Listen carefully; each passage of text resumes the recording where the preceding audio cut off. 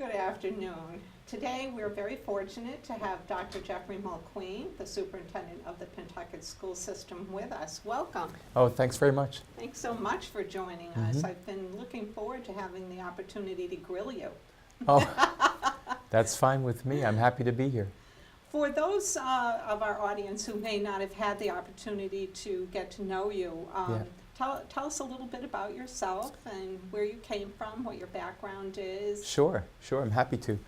So I started out as a science teacher in a high school in Manchester, New Hampshire, actually. Oh. Yeah, and soon after that, I became interested in administration, educational leadership, and got some positions that led me, to central office positions over the course of time. And most recently, my background has been from Worcester. I was the chief academic officer, the deputy superintendent over in Worcester for 3 years prior to coming to Pentucket. So I have a pretty broad background of teaching experience, everything from adult ed to summer school, and in an administrative role, I've been a principal, assistant principal, curriculum director, so I have a pretty broad background, and I'm just delighted to be here in Pentucket. Well, you've given me so many things to ask. My mind Sure. is a whirl. First, compared to going into a school system such as Worcester, Yeah. which is a very large city, and then coming to a smaller regional school district, Yeah. what brought you to this kind of decision? Well, that's an interesting question. The interview committee actually was very interested in that as well. And you're right, Worcester has about 25,000 students, so a very large city. I think it's probably the second or third largest, always vying with Springfield for that spot. Larger than all three towns' populations put together. That's right, exactly right. So we had 44 schools, and it was a pretty big job. Huge. Yep, exactly. And I had come to a point in my career where I needed to make a decision about my next step. So I was receiving offers for positions as a superintendent, and I had to have that long conversation with my wife to find out, did we want to continue along the path of urban education, large cities, which would lead me across the country, or did we really want something very different than that? And we decided that we really wanted something very different, and I noticed Pentucket was looking for a superintendent as well as many other communities. So after researching the different communities, different opportunities, Pentucket is the only one I applied for. And I just feel very well matched to the position. I'm a very hands-on person, and I like the ability to be very hands-on here in the district. I also am very impressed with the teachers who are in our district. Our faculty is extraordinary. Our students are just extraordinary. Last night I was at the senior awards ceremony, and the accomplishments of our students is just over the top. And also the communities reflect my values and where I'd like to be over the long period of the next 10 or so years. So it's been a very good match for me. Well, speaking personally, it's nice to have a superintendent that we've had in the past where they stay and really get to know the students and the area and really want to find a way to bring first-class education to our communities. Yeah, and I really wanted to make that personal investment, so I have skin in the game, so to speak. So my wife and I intentionally moved to Groveland, moved to a community that's part of the regional district, so that what we do at the regional district that influences our communities is actually influencing me as well. So we love living in the area. The northeastern part of Massachusetts is beautiful, which is not news to anybody who has been living here for a while, but we're really loving it and enjoy being a part of the regional district. Well, that's great to hear. I know that for myself, I'm a transplant, having been here 33 years, and actually a little bit longer, but And that was one of the reasons that we chose to come to this community, Yeah. was because of the education, Yeah. what we had learned was being offered here, Yeah. and just the nice community itself, Mhm. and definitely that feeling of being embraced and welcomed was, That's right. you know, I think anybody that gets involved in the community will Mhm. feel that, and Definitely. so that's good to hear. And you know, along that line, I've been working on some branding initiatives in the district. And branding is more than just a catchphrase. It's really about how you refine your identity, Mhm. how you distinguish yourself either as a community or as a district or an organization from others who offer something similar. And it's interesting, the work over the course of this past year has been very good. I've been involved with students, teachers, and even some community members in developing this. And the sense that we got in developing the community component of our brand was that we have a gentler pace here that is really much more embracing than some of the busier places that a person could choose to live in. Mhm. I know that when my family comes to visit or when friends come to visit, you know, there's a sense of relaxation that they have just by coming here. And I know that for folks who may have lived here for quite a while, they may not be as in tune with that, but from the outside coming in, it's just a gentler pace that we have. Some folks were thinking about it in terms of this, the air seems a little fresher, the grass seems a little greener, and it's just a very nice atmosphere to live in. Yeah. Well, you know, that's a great perspective, because you've only been here for a Mhm. short while now, Yeah. but you've made some big differences, and I appreciate hearing it from you, because it kind of brings me back to how I Yeah. first felt when Mhm. I moved into town, Yeah. being very surprised by a couple of things that Right. Mhm. if you come from a city, you just automatically assume that those Certain things are things, going to right. happen, and they Right. don't. And they don't, right, Were you exactly. surprised by anything? Well, we were actually not so much surprised as looking forward to it.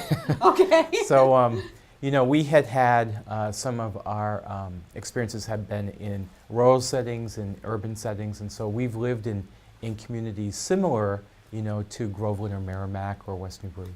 Mhm. So we were anticipating, what that might be like again. And so, again, we just appreciate it so much. But folks who we visit with, who come here from busier places, there's a whole sense of relaxedness, I guess, that Mhm. they feel, and it's remarkable. They mention it to us. How do you see that translating into the students' population that we Uh-huh. serve? Well, I do, and so the students make a big difference for us in Pentucket. They're just, as I said, remarkable. And what they're looking for is capitalizing not so much on the small townness that we have, but seeing that we have a world-class education with sort of a small town flair. Mhm. So they appreciate the environment that they're growing up in, they tell me that, but they also want to expand their realm of influence to be more worldly, to be more global. Mhm. So students tell me about how they are looking forward to being able to shape the future globally, not just locally. So we have lots of community efforts that kids are involved in, contributing locally, but they're also, as they're growing, would like to see a more global influence. So that's, many have probably heard about our world-class view. Our world-class view is really about how we can contribute, how students can contribute locally and globally, but again with that small town flair, so as not to lose our identity, So important. Yeah. I know that having grown up in a city, although that was quite a long time ago, Mhm. that it was such a large city, Yeah. that we actually were able to, different parts had a whole different upbringing That's right. than, and people think, well, if you live in a city, everybody is the same. They Yeah. all face the same Right. problems, whatever, Mhm. but certainly that isn't the case, and That's right. probably you see the differences right within the school, because we do have three Yeah. different towns Yeah. as Yeah. well. What kinds of things do you feel that the students need to look forward to? What's on the horizon for you? Well, we have some really exciting opportunities coming up. I've been working with students since my arrival to really figure out with them what would really make a difference for them. So I hear about students leaving our district to go to private schools or to go elsewhere for their education.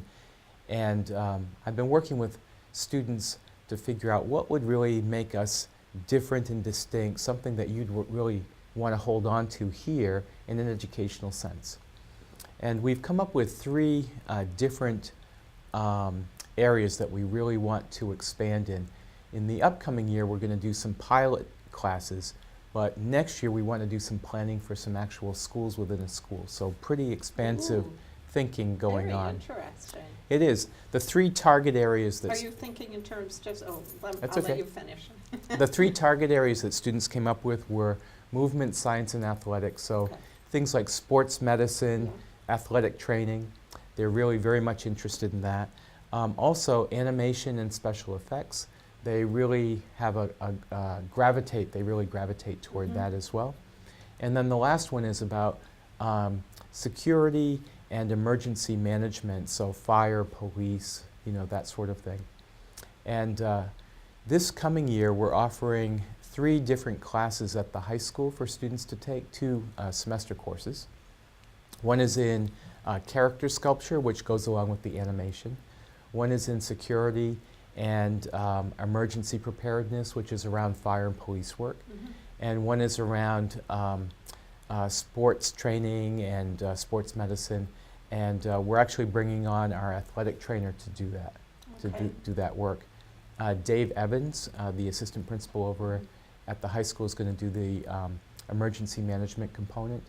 And 2 of our art teachers are actually going out to California to learn about character sculpture this summer with a pretty unique program there.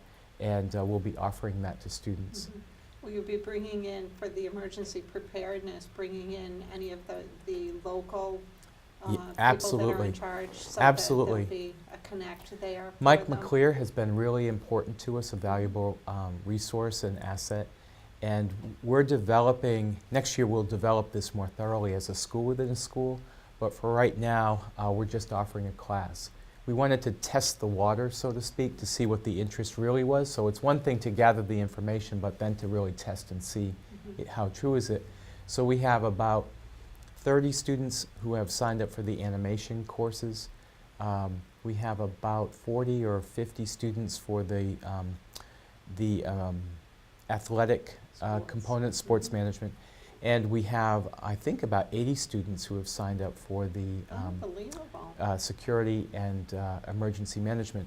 So I think it shows that we have a high interest in these areas, and it puts us in a really great position to develop partnerships. For instance, local partnerships around the police and fire, I think, are a natural for us. We have great police and fire departments, and that will be a help to us. We're looking into, for a partnership with the animation, we're looking into a school out on the West Coast, actually, the one that our teachers are going to visit, as well as Northeastern University. They have a gaming department, and I'm in conversation with them about a partnership. Oh, that's fabulous. Yeah, so if you Very can imagine, exciting. we'd be a pipeline into these different opportunities for students, which I think will distinguish us from other communities. And possible grant money coming in to Exactly. help sponsor some of this. You know, that's a really good point. In the governor's budget, the last I knew, he had included money for innovation schools. Innovation schools are sort of these schools within a school that you can form, and typically it's been for either urban districts or for level 3 or level 4 districts. Districts that need to make some improvement. Yeah. Yep, exactly right. And so this is the first opportunity that I've seen in his budget where he's included districts like Pentucket. So next year, we're poised exactly to apply for this planning money for an innovation school or innovation schools. Fabulous. And so I'm really excited about that.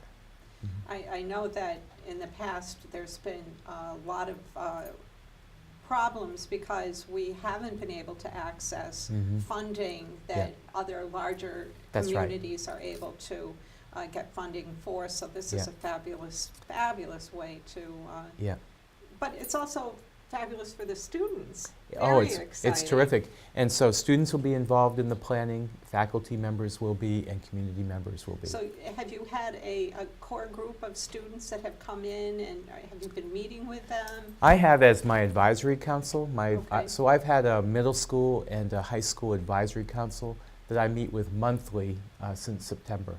And they've helped me with this work. So next year, we'll have a planning group come together for each of those schools and develop thinking, yeah. Great. That's, Yeah. that's students, teachers, And community members. and community Right, members. right, Fabulous, once Yeah. a month. yeah. So if anybody is interested in passing on ideas, they should get in touch That's with right. you. And I'll reach out to everybody Mhm. as we progress. It's a little early for me right now. Right. Right now, I'm trying to close out this year and get ready for next year. But in September, folks will hear about these planning opportunities, and I'll reach out to them. Yes, graduation is just this week. It is. It's on Saturday. That's right. And Yeah. what time is that? 10 o'clock. Mhm. So the gates open at about 8:30, and we're expecting, the usual folks to come to our graduation. Everybody's invited. And it looks like it's going to be a great day, weather-wise, too. That's what is the date? 8th? That's June 1st, June? this Oh, it Saturday. is this Saturday? Yeah. mhm. Okay, very good. Yeah. That's very exciting. I can remember very easily my own graduation, Mhm. but it seems like yesterday, but it wasn't. Well, that's right. Those significant milestones, we hang on to those, Yeah, right? it's absolutely, one of the best days, I think. Yeah. Best and worst, I think, because Yeah. you're leaving behind your childhood in a sense. It's a transition. It's a huge Yeah. transition. mhm. And for a lot of people, it's Yeah. a bittersweet moment, and That's right. maybe you don't even recognize it at this point, Yeah. but it definitely Definitely. happens. Mhm. So, looking at the rest of the school Yeah. and the classes, what kinds of areas do you see that you really want to focus on making changes? Well, we have some big projects, I think, that we're ready to tackle. One is the grounds project that we want to get underway, Yes. at the regional district. And that will take us a little bit of time to really launch that. We have some restrictions around some of the funding right now. So we're going to go back to the towns in the fall meetings and ask to have some flexibility put in so that we can begin to do some of this work in a phased approach. The initial plan about just resurfacing the track or just resurfacing the tennis courts wouldn't play out because the subsoil has really been, we've exceeded the life expectancy. And if we use that money to resurface, in a very short time, we'll be back in the same, position. Yeah, so throwing good money after bad. Yeah, is so we want to certainly- do quality work and make sure that there's something that we can have for the long period, rather than just short term. Also, we've just had the state come to do a walkthrough at the middle school. We're doing what would be considered a green project proposal with the state. Looks very favorable. We should hear within the next month about that. And that would really have taken care of all the elementary schools and the middle school, and then we can focus on the high school. And the intent there is for next year to do a renovation proposal to the state. And I think, from their reaction when they came to talk with us about the middle school, they are very favorably impressed with all the work we've done, and they see how we're bringing a focus to the high school, and I think that's going to play out in a good way It's for us. encouraging. It is. It's very encouraging. I know that there are some folks who are anxious to get moving on that project, but the state really looks at what are all the components that you have in Yes. place, Mhm. because they really want you to have a central focus, and I think that will play out well.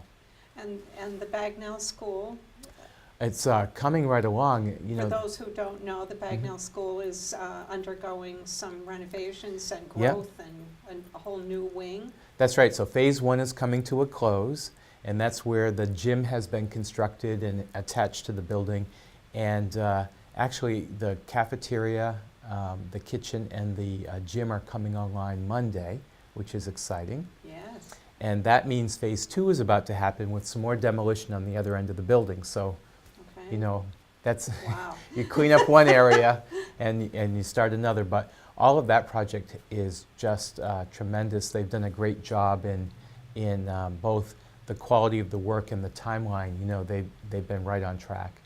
Excellent. Yeah, and Page School too is right on track, doing some great work over at Page School. So I think we'll have all of the elementaries quickly, you know, coming to a close. We've just finished up one project That's in right. Merrimac, so. Yeah, we're going to do some more floor work over at Sweetser during the Mhm. summer. Yeah. Yeah, S- very so good. everything is moving on. Everything keeps moving, right? That's Exactly. great. Yeah. Looking at the elementary schools as Sure. we are, what kinds of things do you see happening at that level? I think the same work about a school within a school is very possible. And this year, I've really focused on getting the class sizes down. So we have provided staffing that will allow us to, we're projected to have class sizes of 18 to 23 across all the elementary schools. So that's good. We had some bubbles in some classes of 27, 28, 29 students, which was just too high, you know, for an elementary class. So with the school within a school concept, we're thinking about some international baccalaureate programming. International baccalaureate programming is, as it says, international. It's an international curriculum, but it goes down as far as elementary.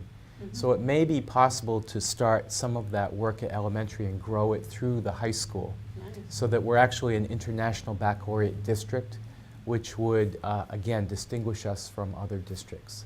What a great idea. I like Yeah, that. yeah, it's a little bit, it's an aggressive agenda, you know, ambitious agenda, but I think we can do it. I think we can pull it off, and we'll see what happens next year. Yeah, well, stay tuned. That's right, stay tuned, more to come. We'll be bringing you back in for updates. That's from right. time That to would be time, great. For sure. Yeah, I wanted also to ask about or address this issue of class size, because I think that for a lot of people, yeah, they remember their own class sizes right. of 30-plus people in the Mhm. classroom, and they wanted to know, you know, why do you Right. need to have smaller classes today versus right. the larger classes that Mhm. they had? And there's Sure. certainly been some changes. Could you address that? Oh, sure, that's very good. A great question. So in the past, like when I was growing up, I had some of those large class sizes. In my first grade, we had 32 students, so I remember that very clearly. Yep. So when I was in first grade, everybody was sort of a captive audience. You went to the school in your town, and you didn't have other choices. Today, families have lots of choice. They have parochial schools, they have private schools, they have charter schools, and for many families too, they actually just move to a different community because they want the schools. So schools are linked to the health of the community, the economic health of the community. So what we're trying to do with the regional district is make sure that we have very attractive schools so that we attract families to come and live here in our town and to contribute to the tax base, Yes. you know. So we're beginning to already see some of that effect. I'm having parents who are calling about questions about how they can access our programming, and it's really a pretty simple answer. All you have to do is buy a house here, and you too can come to our schools. So I think we already had a very attractive school system, and we're trying to tune it in a way that really distinguishes it so that people would be coming here because they can't get it in another district. So That's having absolutely true, which, as I Mhm. said earlier, the reason that we moved was because it had a That's good right. reputation for schools. That's right. And it goes beyond that. You're not going to be able to sell your house That's if right. nobody That's right. wants to move here. That's another message that I got when I came to the district. People that I talked to said they were really interested in the regional district polishing itself a little bit so that when it came time to sell their house, they could get a really good price for their house. Mhm. So a good, solid financial basis in our community is tied to a really great school system. Mhm. So let's get back to the class size part of it. Parents are looking for class sizes that are very small. Students are looking for small class sizes. Teachers are looking for small class sizes. So if we can provide a very reasonable class size, we'll attract parents and students, families of course, and also some of the best teachers who will want to teach in our district. So, And the students benefit. and everybody will benefit, exactly right. So in a sense, class size is one of those linchpins for really making the whole system work in a better way. So rather than thinking about how that might cost a little bit more money to provide a smaller class size, I tend to think about the impact, the capital impact on the whole town if we don't. So if other districts provide something that we don't, our families will move out, and it will tend to cost us more in that case than otherwise. Mhm. It's a very complicated question, Yeah, even though it sounds very simple. it does. But the economic part is one Mhm. portion of it. The other portion, I think, truly is the fact that we teach differently We do, we than teach we it. taught 30 That's years right. ago. That's right. So the requirements of a teacher today, for what they deliver are very different. It's much more engaging, it's much more complicated, and it's connected to a real world experience where, when I think back to my own education, it was much more limited than we have to provide today. Mhm. Yeah, absolutely. We Yeah. didn't do group work at all. No, It just, it was every and in man the for real himself. world, That's right. You do group work, but That's right. you literally sat in your desk. That's You right. came in. If someone walked in, you stood up, and that That's was right. about the only time you got out of that desk. Until time to go home or lunch, right? Yeah, Exactly. exactly. And it's totally different now. It is. Which Yeah. is meeting the needs of the world. As That's you right. said. So it's not just about academics, it's also about how do you use those academic skills in a real setting. Mhm. Because if you just know the content, the subject area, and you can't work with people or in a real setting, Translate that into the real world. then it's of little value to other people. Mhm. And organizations have a lot of people to choose from today. Yeah, well, it's fascinating to me to see this process Yeah. come about, so I'm Yeah. going to be following this with great excitement. Good, good. I wanted to also ask you a little bit about, a little bit more about the project for the fields and Yeah, that sort sure, of thing. sure. Can you give us a little bit more? What is it that you're looking to do there? I know it's Yeah. changed somewhat. Yep, so the focus is still about the tennis courts and the track primarily. So we already accomplished the theater Mhm. renovations. That was a component of this as well. That was accomplished under budget, and we had a reopening, a reveal, Yeah. so to speak, for the theater earlier this spring. So it's really about how do we build a new track, build new tennis courts, and included in the project is a softball field that will be provided, and also 3 practice fields. Mhm. Those aren't the main targets. Those are actually pretty inexpensive components. So it's really about the tennis and the track. So we're looking to phase this project in to make it very doable. And the district has been working with our legislative delegation to actually free up some funding obligations that were imposed on the district back when there were some financial difficulties. So we've been running a parallel account, so to speak, in our budget that we've been forced to contribute to over time that we can't spend, but is there as a reserve, and it's a parallel reserve. So we already have a reserve account, and this is an additional one. So we've been working with the legislative delegation to help free us up from that obligation. That you would be able to use that Use it money. for a capital Okay. project.